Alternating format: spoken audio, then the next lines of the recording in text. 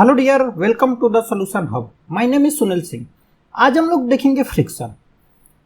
Newton second law में हम लोगों ने पढ़ा कि जो अप्लाइड फोर्स होता था वो मास इनटू एक्सेलरेशन होता था। इट मीन्स यदि m मास का कोई बॉडी है, लेट से एक सरफेस पे रखा हुआ है हमारे, और क्या है यहाँ पे एक यदि हम फोर्स लगाते हैं तो क्या होगा, इसमें जो है एक्सेलरेशन हो जाएगा। ये हमारा न्यूटन सेकेंड लॉ था। लेकिन क्या होता है, लेट से यदि यही बॉडी 100 kg की है, यदि इस पे एक छोटा सा चाइल्ड है, एक फोर्स लगा रहा है, तो क्या ये मूवमेंट स्टार्ट करेगा? नहीं करेगा। तो क्या हो रहा है कि एक जब चाइल्ड छोटा सा इस पे फोर्स लगा रहा है तो कहीं इसके अंदर से इंटरनली एक फोर्स डेवलप हो रहा है जो इस फोर्स का जो चाइल्ड ने अप्लाई किया है उसका अपोज कर रहा होता है। जो भी अपोजिट फोर्स यहाँ पे कॉन्टेक्ट ऑफ सरफेस पे जनरेट हो रहा है, इसको हम लोग बोलते हैं फ्रिक्शन। ठीक है, ये क्या है, बॉडी रेस्ट में है, मूवमेंट स्टार्ट नहीं की है, इसलिए हम लोग एस सफिक्स मेंशन कर दिए हैं, इसको हम लोग बोलते हैं स्टैटिक फ्रिक्शन। अब क्या होता है, लेट से फोर्स और बढ़ा दिया जाए तो स्टैटिक फ्रिक्शन और थोड़ा सा बढ़ जाता है, और यदि बढ़ा दिया जाए फोर्स तो क्या होता है, स्टैटिक फ्रिक्शन और बढ़ जाएगा थोड़ा सा। एक टाइम के बाद यदि बहुत ज़्यादा फोर्स लग गया तो क्या हो जाएगा, बॉडी जो है ऑटोमेटिक मूवमेंट जो है स्टार्ट कर देगी, इसमें एक्सेलरेशन आ जाएगा। इट मीन्स स्टैटिक फ्रिक्शन की एक लिमिट है, उस लिमिट के बाद जो है स्टैटिक फ्रिक्शन बंद हो जाता है और क्या होता है, वो बॉडी जो है मूवमेंट स्टार्ट कर देती है। लेकिन मूवमेंट के बाद भी यदि हम लोग अप्लाइड फोर्स को हटा दें, अप्लाइड फोर्स रिमूव कर दें, तो क्या होता है, धीरे धीरे धीरे धीरे बॉडी जो है रेस्ट पे आ जाती है। इट मीन्स यदि बॉडी मूव कर रही है तब भी एक जो है फ्रिक्शन फोर्स लग रहा है, उसका मैग्नीट्यूड भले एफ से कम हो ज्यादा हो ये बाद में देखेंगे, लेकिन यदि बॉडी मूव कर रही है तो एक हम लोग का जो है फ्रिक्शन फोर्स लग रहा है, उसको, उस फ्रिक्शन फोर्स को हम लोग बोलते हैं काइनेटिक फ्रिक्शन। ठीक है, एक्सपेरिमेंटली ये हम लोगों ने देखा है कि जो काइनेटिक फ्रिक्शन होता है, काइनेटिक फ्रिक्शन वो ऑलवेज लेस होता है हमारे स्टैटिक फ्रिक्शन से। ये जो है एक्सपेरिमेंट से देखा गया है। ठीक है, इसका कोई एक्सप्लेनेशन नहीं है, ये एक्सपेरिमेंट से ही पता चला है। ठीक है, अब क्या होता है, जो स्टैटिक फ्रिक्शन है एफएस, वो किस पे डिपेंड करता है? तो क्या होता है कि ये बॉडी है, यहाँ पे जो है एक बॉटम में एक कोई फोर्स लगा रही होगी मास से mg, और यहीं पे जो पॉइंट ऑफ कांटेक्ट है यहाँ के परपेंडिकुलर एक जो है नॉर्मल फोर्स लग रहा होगा, जिसको हम लोग बोलते हैं नॉर्मल। एफएस जो होता है डायरेक्टली प्रोपोर्शनल टू नॉर्मल होता है, जो ये नॉर्मल अप्लाई होता है। यदि इस फिगर में देखें तो mg और n जो है बराबर है, लेकिन हमेशा जो है mg जो है always is not equal to n के बराबर नहीं होता है। हो भी सकता है लेकिन हमेशा बराबर नहीं होता है। इसको हम लोग नेक्स्ट न्यूमेरिकल्स जब सॉल्व करेंगे तो ये ज्यादा क्लियर हो जाएगा कि n जो है mg के बराबर हमेशा नहीं होता है। ठीक है, अब क्या करते हैं, स्टैटिक फ्रिक्शन को हम लोग प्रोपोर्शनलिटी कांस्टेंट को हटाने के लिए एक कोफिशिएंट ऐड कर देते हैं, जिसको हम लोग बोलते हैं म्यू n। इसको म्यू को बोलते हैं हम लोग कोफिशिएंट ऑफ फ्रिक्शन। ये है हमारा कोफिशिएंट, कोफिशिएंट ऑफ फ्रिक्शन। ठीक है, देखते हैं कोफिशिएंट ऑफ फ्रिक्शन किस पे डिपेंड करता है। कोफिशिएंट ऑफ फ्रिक्शन जो करता है वो डिपेंड्स करता है upon the contact of surface. ठीक है, ये सरफेस जो है कैसा है, एक दूसरे के बीच कांटेक्ट कैसा, रफ है, स्मूथ है, इस पे डिपेंड करता है। किस पे डिपेंड नहीं करता है? एरिया पे। एरिया पे डिपेंड नहीं करता है। क्यों नहीं डिपेंड करता है एरिया पे? इसका भी एग्जांपल से हम लोग समझ लेंगे। ठीक है, और जो थर्ड पैरामीटर है वो क्या है, किस पे डिपेंड करता है? वो है हमारा नॉर्मल पे डिपेंड करता है। जो नॉर्मल है, जो नॉर्मल फोर्स अप्लाई हो रहा है उस पे डिपेंड करता है। ये जो है दो चीजों पे डिपेंड करता है, एक तो कॉन्टेक्ट ऑफ सरफेस और एक जो है नॉर्मल पे डिपेंड करता है। ठीक है, कैसा नॉर्मल हो रहा है, यदि इंक्लाइंड प्लेन है तो कोफिशिएंट ऑफ फ्रिक्शन कम हो जाएगा, ज्यादा हो जाएगा, ये डिपेंड करेगा, अभी बाद में हम लोग देखेंगे। ठीक है, अब हम लोग समझ लेते हैं कि एरिया पे डिपेंड क्यों नहीं करता है कोफिशिएंट ऑफ फ्रिक्शन। ठीक है, क्या करते हैं हम लोग, दो सिनेरियो लेते हैं। लेट्स से ये हमारा जो है सरफेस है। ठीक है, सरफेस पे क्या हुआ है कि एक जो है फोम ऐसे रखा हुआ है। ठीक है, ये ऐसे फोम रखा हुआ है, और एक यहीं पे एक छोटा सा जो है ये आयरन का जो है ब्लॉक रखा हुआ है। ठीक है, और ये जो है बहुत बड़ा है, इसका एरिया जो है लेट से बहुत बड़ा है, आपको दिख रहा होगा, ये जो है पूरा एरिया जो है इसके कांटेक्ट में, सरफेस के कांटेक्ट में है, ठीक है, इतना बड़ा एरिया है, और इसका जो एरिया ऑफ कांटेक्ट है वो छोटा है। तो क्या होगा, फोम रखा हुआ है, तो यदि एयर ब्लो होगी बहुत तेजी से या नॉर्मली भी एयर ब्लो होगी तो यह क्या होगा, फोम में जो है मूवमेंट स्टार्ट हो जाएगा। आप लोगों ने ये जो एग्जांपल देखा होगा। लेकिन चाहे जितना भी तेजी से एयर ब्लो हो जाए, इस पे जो है मूवमेंट, इस कील पे मूवमेंट स्टार्ट नहीं हो सकता है। इट मीन्स कहीं ना कहीं ये जो पॉइंट ऑफ कांटेक्ट तो कम है, लेकिन इस पे जो है मूवमेंट स्टार्ट नहीं होगा। आप इसको बोलेंगे कि एयर इस पे इतना ज़्यादा फोर्स नहीं अप्लाई कर पाएगी, ठीक है, क्या करेंगे, ये जो फोम है इस पे हम लोग लेट से 10 न्यूटन का फोर्स लगा रहे हैं और ये मूवमेंट स्टार्ट कर दे रहा है 10 न्यूटन के फोर्स से।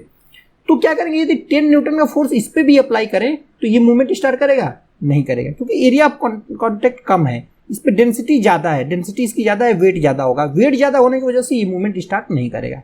सो इससे ये हम लोग को पता चलता है कि एरिया पे डिपेंड जो है नहीं करता है, not depend upon the area, ठीक है। अब इसका जो है थोड़ा सा हम लोग ग्राफ बना लेते हैं, स्टैटिक फ्रिक्शन, काइनेटिक फ्रिक्शन और मूवमेंट के बीच में। ये हमारा एक्स एक्सिस है और ये वाई एक्सिस है। इस इधर हम लोग ले लेते हैं फ्रिक्शन फोर्स और इधर हम लोग ले लेते हैं अप्लाइड फोर्स। इसको लेट से हम जो है कैपिटल एफ से रिप्रेजेंट करते हैं, ठीक है। क्या होगा कि यदि हम लोग अप्लाइड फोर्स को थोड़ा सा बढ़ाएं तो फ्रिक्शन बढ़ जाएगा, और बढ़ाएं और बढ़ेगा। एक लिमिट के बाद वो जो है अप्लाइड फोर्स और फ्रिक्शन जो है बढ़ना बंद हो जाएगा। अप्लाइड फोर्स तो बढ़ा देंगे लेकिन फ्रिक्शन बढ़ना बंद हो जाएगा।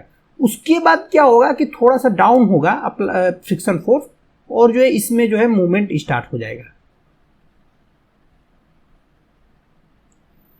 ठीक है। इट मीन्स क्या होगा कि यहाँ पे जो है एक कर्व बनाएगा, उसके बाद मूवमेंट स्टार्ट हो जाएगा। तो इस जो फोर्स है ये वाला है, इसको हम लोग बोलते हैं एफ एस मैक्स, ये जो मैक्सिमम स्टैटिक फ्रिक्शन है।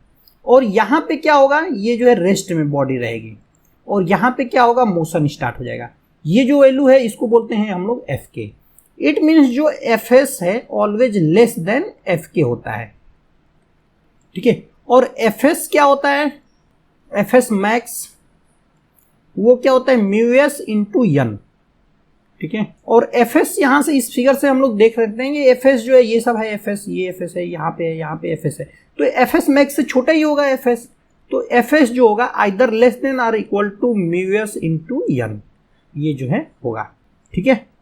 अब हम लोग देख लेते हैं काइनेटिक फ्रिक्शन किस पे डिपेंड करता है। सो काइनेटिक फ्रिक्शन जो डिपेंड करता है वो सिमिलरली स्टैटिक फ्रिक्शन पे भी, स्टैटिक फ्रिक्शन के सिमिलर होता है। ये भी डिपेंड करता है, एफ के डिपेंड्स अपॉन, जो पहला है वो है एरिया ऑफ कांटेक्ट पे नहीं डिपेंड करता है, ठीक है।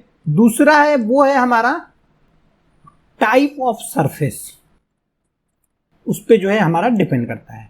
और जो थर्ड है वो क्या है, रिलेटिव वेलोसिटी, इस पे भी डिपेंड नहीं करता है। एरिया ऑफ कांटेक्ट पे डिपेंड नहीं करता है, रिलेटिव वेलोसिटी पे डिपेंड करता है, केवल जो है टाइप ऑफ कांटेक्ट पे डिपेंड करता है, ठीक है। सो आई होप ये क्लियर हो गया होगा फ्रिक्शन। इसका जब न्यूमेरिकल हम लोग सॉल्व करेंगे तो और ज्यादा क्लियरिटी आएगी। अब हम लोग एक और फ्रिक्शन होता है उसको हम लोग देखते हैं नेक्स्ट, वो है हमारा रोटेटिंग फ्रिक्शन। सो क्या है कि अभी तक जो भी हमने फ्रिक्शन देखा वो क्या होता है, एक बॉडी दूसरे बॉडी पे स्लाइड हो रही थी, यहाँ पे जो है स्लाइड हो रहा था, स्लिप कर रही थी या स्लाइड हो रहा था, तो इसको हम लोग बोलते हैं स्लाइडिंग फ्रिक्शन। लेकिन लेट से ये हमारा सरफेस है और एक जो है ये सरफेस है, यहाँ पे पॉइंट ऑफ कांटेक्ट है, ठीक है। और यहाँ पे जो है एक रोलिंग बॉल है, तो क्या होता है ये जब ऐसे मूवमेंट करती है तो क्या होगा कि इसका एवरी मूवमेंट पे पॉइंट ऑफ कांटेक्ट जो है ऐसे ऐसे चेंज होता जाएगा।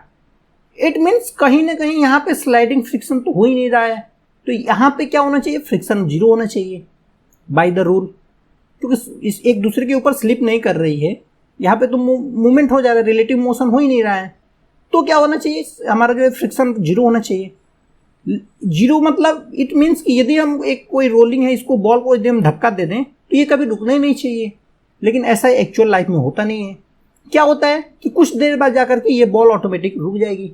क्यों रुक जाती है, तो क्या होता है कि जैसे ही ये बॉल यहाँ पे मूव करती है तो पॉइंट ऑफ कांटेक्ट जो है बहुत स्मॉल होता तब तो नहीं रुकती, लेकिन क्या होता है कि पॉइंट ऑफ कांटेक्ट इसके वेट की वजह से इसमें डिफॉर्मेशन हो जाता है और पॉइंट ऑफ कांटेक्ट जो है यहाँ पे बढ़ जाता है, जिसकी वजह से क्या होता है कि एक फ्रिक्शन फोर्स जो है अप्लाई होने लगता है।